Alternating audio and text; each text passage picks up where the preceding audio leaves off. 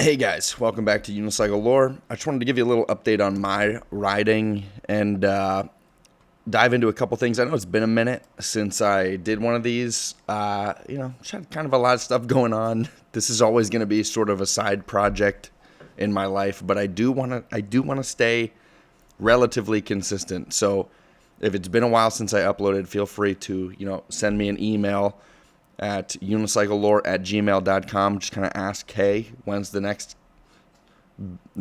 batch of content coming or something like that, or send me a clip to react to and keep me honest. I want to keep doing this. I'm trying to keep it rolling. So first things first, I've been trying to ride myself at least one time a week. It's been happening at nights mostly when I put my son to bed. I go outside and ride, which is a bit of an adjustment for me. I'm more of like a morning person, but I've been trying to get these night sessions in once a week. They've been happening on Fridays. So this was last Friday. And I want to talk about this a little bit. So this is like the warm up here. Just starting off with some light spins. A little bit of Yun maintenance. I find that when I've taken a break from unicycling for a while, it's helpful for me to dive back in by doing spins. This is the type of trick I feel the most comfortable with.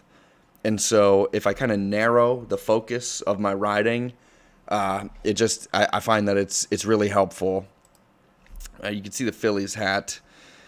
I'm a big Philadelphia sports fan, guys. The other night, Thursday night, I watched the Phillies, and then I watched the Eagles right after. It was just absolutely brutal.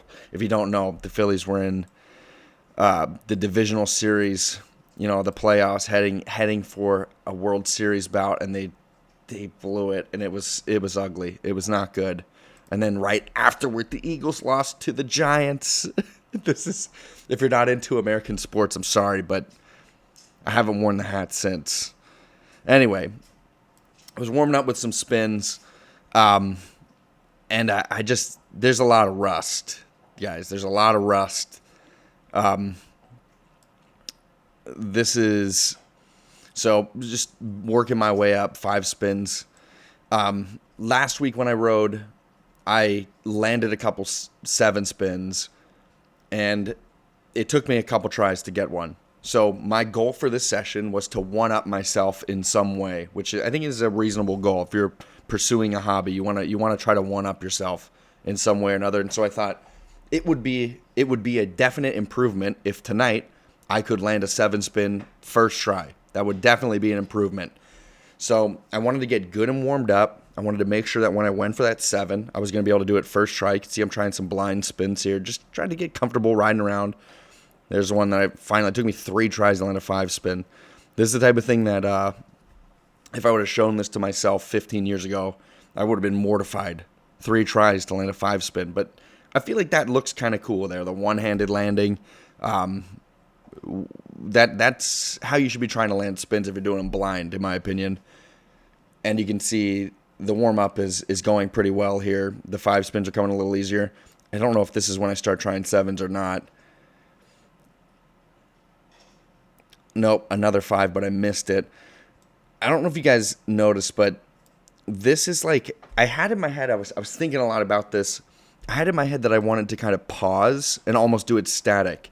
My logic was that if I did this with like, not with a pre-hop, but if I paused and compressed the tire and did a 5-spin, I'd be more like balanced on the landing. I thought I would land right where I took off, and that would lend itself to me having an easier time doing spin combos, which is kind of like a little side quest I'm working on right now. I started doing that side quest, or I started doing that spin combo feature thing here, which we're going to get to in a little bit. And then I was like, well, I might as well try some spin combos myself, if I'm going to be doing this. And so I thought that the semi-static style of Unispin would be good for that. And so I was warming up like that with 5s. That one was just full static. The 5s were feeling good. Here's another one. You can see there, I paused to compress the tire. The seat was loose. Oh, and here's my first attempt at the 7-spin. Spoiler alert. There it is. Landed it. And another. Nope. No. So I couldn't get 2 in a row first try. Last week when I rode, I got 2 in a row. And then I got 2 in a row 2 times in a row. So, I was happy to get the 7-spin first try. And here's another one. I don't remember what happened here. I thought about doing one. Listen, I thought about trying a fakie 7. And then I was. That would have been flying too close to the sun. I'm fully warmed up by this point, I think. Okay, here's where I noticed. When I tried this one, I noticed this feels awkward. Stopping and then throwing it. That is not how I normally do my spins. I was trying something different. It just, in my head, it felt like that was what I should be doing. But then you'll see I switch back to doing the thing where I don't pause at all. Just roll right into the 7. And these feel way nicer. Look, 1, 2, boom, 3 in a row, which is that's another spot where I one-upped myself from last week. Last week I did 2 in a row. This week I was able to get 3 in a row, which that's improvement. That's progress. I'm getting more comfortable on the unicycle. And so my goal for this session was to one-up not just that, but also the mammoth spin, which was kind of like the ender from last session. I don't remember what this is. It took me a couple tries here to land a 7. Ugh. That's ugly.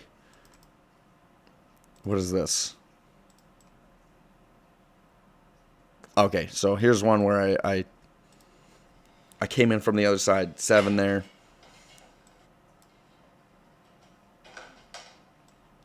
Honestly, guys, the spins were feeling awkward. The spins were feeling weird. And so I got to thinking, why don't I just spin blind? Why don't I just spin blind? Like, the regular spins, they just had, like, kind of an awkward... It felt weak. It felt like I couldn't throw it properly. And so I decided I'll just spin blind. Oh, this was actually the thing that made me realize I needed to spin blind. Look at this. I don't know if you guys are familiar with this particular thing, but sometimes you just smash your ankle on the frame and you get this little like chunk of skin gets removed from your ankle. It's scabbed over now, but yeah, it doesn't feel great. Does not feel great. These are all 7 attempts. My goodness. Not very consistent with these. Oh, that's a spin combo. I forgot about this. So this is another direct one-up from my first session. 7 spin to 3 spin. I actually kind of like how that looks. That looks kind of bop. Ooh. Yeah, I'm proud of that. 7 to 7 would be really nice. I'd feel like I'm kind of locked in. You know, if I could do 7 spin into another 7 spin, I could have gone for it here. That felt pretty nice. Like, you can see the hand lands right here. Let's watch in slow-mo. It's a nice tight spin. And the hand is in position to do another 7. But I you know what? I'm proud of myself for showing restraint. I'm proud of myself for not getting greedy there. That's like the type of thing where a couple of years ago I would try like a 9 after that and it just ruined an opportunity, you know? I'm glad I'm able to build up slowly. I feel like that's evidence that my frontal cortex or whatever, my frontal lobe has fully developed. You know, I'm 30 now. I have a child I'm raising. Oh, that was looking like a bail. So I was going for 3 in a row again, didn't get it. I think I went for some regular 9s and okay. I went for some regular 9s. Actually, I landed a 9 first try as well. But, yeah, look at that. This is an affront to 9 spins. Let me make this full screen. I'm sorry you've been watching this on the little one. 9, and the foot does not touch. This is like the instant replay. Doesn't touch. But, like, you know, that's gross. They're going to revoke my Spin Genie card if I keep landing them like that. The spins were just not feeling great, guys. Honestly, they weren't feeling they were not feeling good. They were not spinning fast. It just you see, I took the shinies off. I took the shinies off for these. That's you don't get like direct Unispin experience for that, but you do get like a passive boost to your confidence if you do spins without shin pads. For me it felt kind of dicey. It was wigging me out. I did not like the blind spin, I did not like the regular spins, and so eventually, at some point here, I come to my senses, and I start going for, oh, here it is. It must be this. I put the shinies back on, dude. This is how you know this is legit. I almost bailed. I almost called it quits. Put the shinies back on, and this is where I start going for regular Unispins. I'm sorry, blind Unispins. I'm sorry, I'm tongue-tied. I'm tired. This is a blind 900. That was also first try, which I'm feeling pretty good about that. You can see the seat kind of gets away from me. It's not super clean, but the spin feels so much better than a regular 9-spin. It is tough for me to overstate how much easier it is for me to spin blind than regular. Again, the landing is kind of the tricky part, but this is like, I threw this, and I was like, you know what? You gotta go for 10. If the spin is like that, you gotta go for 10. And so, is this a try at 10? So that was my first try at the 1080. I'm sorry for these awkward pauses. So yeah, that's how it went. I did one blind 900 and immediately started going for blind 1080s. After I just got done patting myself on the back for not being greedy, I'm just going to skip right ahead here. Oh, this was the other thing that went down. I realized you just got to go shirtless. You get too sweaty. Eventually it becomes time. You got to go shirtless. It was hot this night. Since then, the fall weather has become actual fall weather. And so I think my next session will be, shirt on. But this gave me Hulk powers. Look at that. A 1080. That's like a real nice tight spin there. I'm not jumping super high for this. I'm pretty proud of my 1080s. I showed this to Mike Backlida, and he pointed out that's like, how high is that off the ground? That's not super high. He pointed out that I've been able to do this trick for 15 years. I gotta let Piper out. Go ahead. Oh my gosh. She got no concept of the fact that my 7-month-old child has just gone to bed. He's good. Anyway, I've been doing this trick now for 15 years. And so it should be good. I should be good at it. If you've been doing anything for 15 years, you should be good at it. I've been doing 1080 Unispins for 15 years, and I'm decent at them. It did not take me that long. It took me like 5 minutes.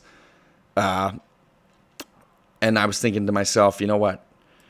If I could get 2 in a row, that would be a definite, marked improvement over my last session. 2 1080s in a row.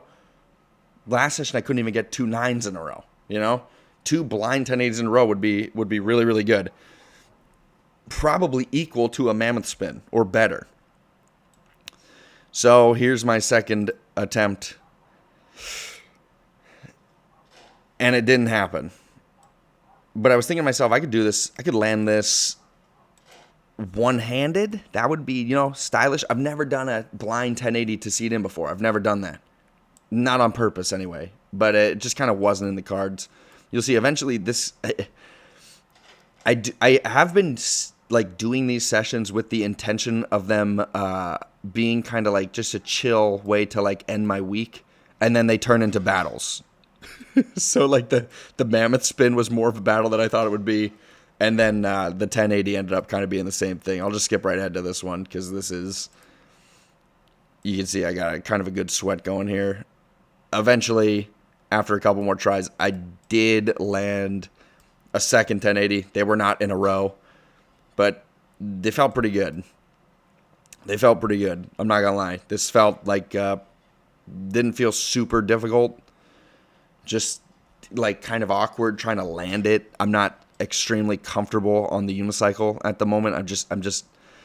So I'm noticing that when I come back from a long break like this, I don't really have the touch, if you know what I mean. I don't have a feel for if you're really in the zone, if you've been unicycling a lot, if you're very active, you can land a trick when your feet aren't perfectly on the cranks or on the pedals. You've just got an ability to kind of pull it together. And I currently do not have that. I'm not as good at unicycling at the moment as I have been in the past. But I'm still pretty happy to be able to do 1080s. You know, like I was thinking about this after this session. Part of me was like a little bit frustrated that it took so long to get 2 of these. And then I was like, you know what? If I could talk to my 15-year-old self and I was like, listen, hang on, let me let Piper in. Come on. Follow, come on. Yeah. He'll be back in a minute. I was thinking to myself, if I could go back in time and I was like, listen, when you're 30 and you're married and you have a job and a house and a kid and just a bunch of adult stuff going on, you can still 1080 unispin. I think that my high school self would have been like, you know what? That's cool. Because when I was in high school, I had this whole plan. I was going to transition out of flat and street riding. Dude, leave a comment if you thought about this. I know that this is like a thing that other unicyclists have thought of. I had this plan where I was going to do, essentially the plan was this. After high school and college, you know, you're not as in shape. You got other responsibilities. I was thinking to myself, eventually I'll take up trials unicycling. I'll do trials riding. It seems like it's kind of lower impact, you know, less dangerous. There you got less, it's not as high stakes. You don't get injured as much. I was like, I'll transition into trials riding into my 30s. And then I never want to quit unicycling. So after I'm done with trials riding, eventually I'll transition into like Muni. You know, I'll get a big a wheel with a big knobby, a unicycle with a big knobby tire on it, and I'll go off-roading. And then you don't even have to take your feet off the pedals. That's as low stakes as it gets, right? I'll do some nice light Muni where I don't have to go super fast and I just navigate the trails. And then I don't have to stop unicycling. I can just do that. And then eventually that's going to be too dangerous. You know, I'll be in my 40s, maybe my 50s, and I want to keep unicycling. So I'll transition into like distance riding, or I'll just get a road unicycle and I'll start doing that. And now I'm here, you know, I'm at 30 years old and I'm just still doing tricks on the unicycle. And I'm very grateful for that. I would have never expected it, and I'm happy about it. The fact that I can still 1080, it makes me really, really excited. And it doesn't feel that hard. I feel like weightlifting has made spins a lot easier. Anyway, that was my session. I hope you guys don't mind that I just pontificated on my session for that long. Now let's get to the other stuff I want to talk about. Look at this thing. Look at this guy's unicycle. This is Tim. Can't pronounce his last name. Don't even want to try, but I think it's Kropovzek. I hope someone could break that down phonetically in the comments for me, because I'm a little embarrassed. But look at this absolute masterpiece of a Yun this guy put together. Look at this thing. So, if you don't know, this guy's he's not a flat rider. He's not a flat and street guy. He's a trials rider. Pretty good trials rider. And he's decided to get into flatland. And he put together this absolute masterpiece of a unicycle. It looks amazing. This looks so sick. He's got this really cool seat clamp on it and everything. The 110 moments with Rolos, with the purple. This is like, it reminds me of a unicycle that Spencer Hochberg used to ride that had purple highlights. It was a white unicycle with purple highlights. I'm a sucker for purple unicycles. And this is like peak right here. This thing looks absolutely amazing. The first time I've featured a build on here. If you have a cool unicycle setup that you want to show me, send it to unicyclelore@gmail.com, and I'm gonna make this could also be a segment here, because I like looking at cool unicycles. And by the way, I like just the concept of this. This guy is publicly, he's proclaiming publicly that his plan is to get into flat style. And I like that. I like that. I like the idea of making a goal public for people to like kind of hold you accountable for it.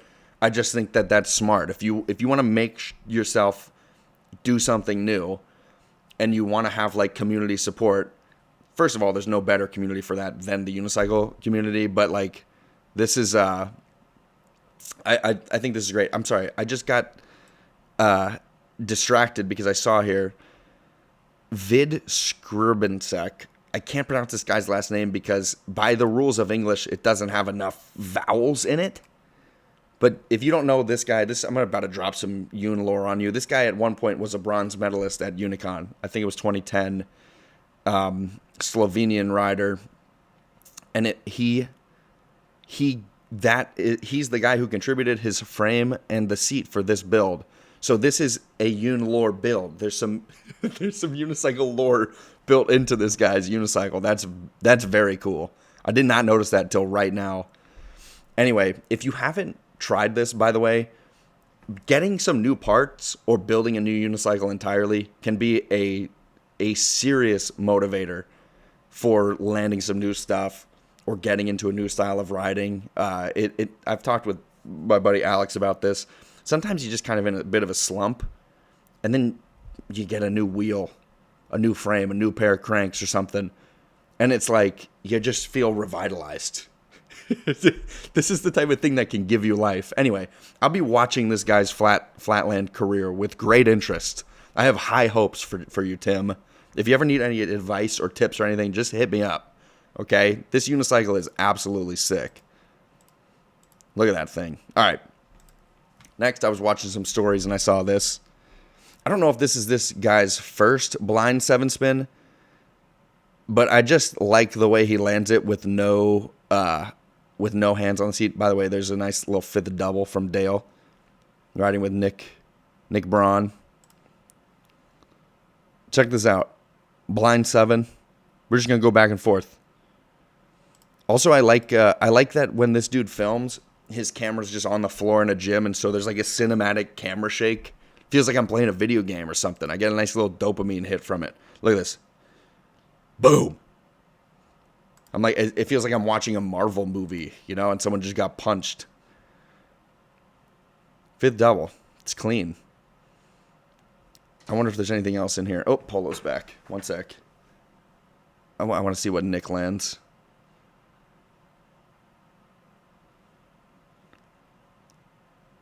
Wait. Is this Nick? Wait a minute. Oh, Nick Corber. Okay. Did he also do a fifth double? Back-to-back fifth doubles is kind of heavy. Man, okay. I haven't kept up with Nick's riding, apparently. I was not familiar with your game, dude. That's sweet. I gotta let Polo in. Come on. And here's the third pet. For those of you who don't know, this is Peanut. Peanut the cat. So I've got Piper, Polo, and Peanut. Oh, she doesn't want to be held. Go ahead. Those are sweet. But dude, posting them on stories, guys, come on. Stories, stories disappear. Stories go away. Put them, at least put if you could post all your stories in one video at the end of the month or something so I could go back and watch them again. Here's what I think. You're going to want your progress documented fully over time in a way that you can go back and it's like archived and you can look at it and see your exact line of progression to the point you're at now. That's what I think. If you're anything like me anyway. And stories don't do it. They don't do that. They disappear. They're impermanent. Then you got the clip on your phone and one day you're out trying to film again and your iPhone fills up. You got no more room left on your phone to try whatever trick you're trying. And so you go back in and you're like, I don't need this. And you delete a bunch of clips. And then you're like, 2 years later, you're like, did me and Nick land fifth doubles that one day together back to back? And you go back in your phone and the clip's not there anymore because you deleted it to make room? Don't let that happen to you. Keep them. Put them on like a USB drive or something and then upload them all on YouTube. Put them together into a several hours long edit spanning 15 years and send it to me. unicyclelore@gmail.com. Anyway, there's one more thing I wanted to show you. And this is from Trehan. And dude, I'm sorry. This is like, we're pushing 3, maybe 4 weeks since he sent me this. I think it was late September, so maybe not that long, but he sent me this, and I said I would talk about it, and then I dropped the ball. It's been a minute since I posted one of these, like I said. Anyway, Trehan, spin combo and a line. Here's the spin combo. 540 backside, blind 540 side. I love that. I think that is sick. 540 backside, blind 540 side. And he's stoked about it. And now here's the line. Outspin, 3 spin, 5 spin, 7 spin. I bet you can't predict what's coming next. A 90. And the 900. You know what I think when I see this? 5 backside, 5 side, blind 5 side. What I think when I see this is it's time to do a 1080. That's what I think, man. The 9 spin just looks dialed. The spins look dialed. 5, 7. I wonder, Trey, can you 900 starting seat in front? That would be my next move. If you haven't done that yet, or if you're not comfortable with it, dial in the seat forward 9s. I think you'll find actually they feel better. Feels better.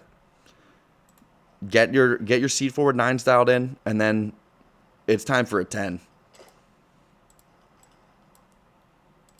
Let's look at this 9 here. How is it? Okay, wait. Shift.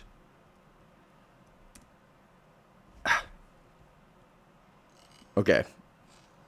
Trey does not jump super high on his spins. And he doesn't really do like some guys have a spin style where they do like basically a split. And he jumps more up than doing like the split, which is interesting. Although it certainly can work. There's definitely dudes who have done 10s like that. His hands are also pretty far apart. Again, plenty of guys have done 1080s with their hands far apart. It's just a little bit different than the way I do it. 9. Yeah, this is looking pretty dialed, man. Jump higher, spin faster. Like I said, best advice anyone can give a unispinner. Yeah, this is sick.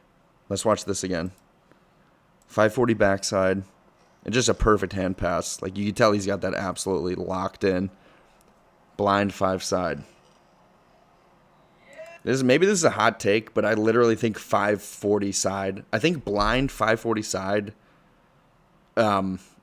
it can be harder than doing a 900 side. Anyone who can 9 side and 5 side, I want you to like sound off in the comments. I don't know if this is that hot of a take, but I've heard people say this before, and I tend to agree with it. I think 5 sides are harder than 9 sides. That's yeah, this is sick. Although he does have like a perfect hand pass. Look at this. Does he ever completely let go of the seat? No. A perfect hand pass. Transfers it right into the other hand. That's a pro tip for those of you in the know, or for those of you, I'm sorry, the opposite. For those of you not in the know, if you want to get a trick consistent, the single best way you can do that is by figuring out some way to do it where you don't have to ever take your hands off the seat. If you can keep your hands in contact with the seat for the entire trick, it's significantly easier to get it consistent. Way, way easier. Actually, I've done that with blind 5 sides myself. This was forever ago, but I had like a year where I could do them every try. It was 2014. I almost feel embarrassed bringing that up. It was so long ago, but I could do them out of rolling wraps. I could do them into back rolls because I could just keep my hands on them the whole time. It looks like Trey's got that figured out. 540 backside, 5 side. That is the spin combo of the week. Send me spin combos. Unicyclelore@gmail.com, dude. Don't forget it. Anyway, I still have some projects I'm working on. They're kind of on the back burner. Like I said, got a lot of stuff going on in real life at the moment. But I do want to keep posting these. Let me know what you think. Yeah, I'm having fun making these. I want to keep going. And anyway, until next time, thank you for watching. Don't forget to like, subscribe, do all the YouTube stuff. I want to get to 3,000 subs, guys. I'm at 2.9K subs for a Unicycle channel. That's pretty good. If I could get to 3,000 subs, I'd be really, really happy. Anyway, goodbye.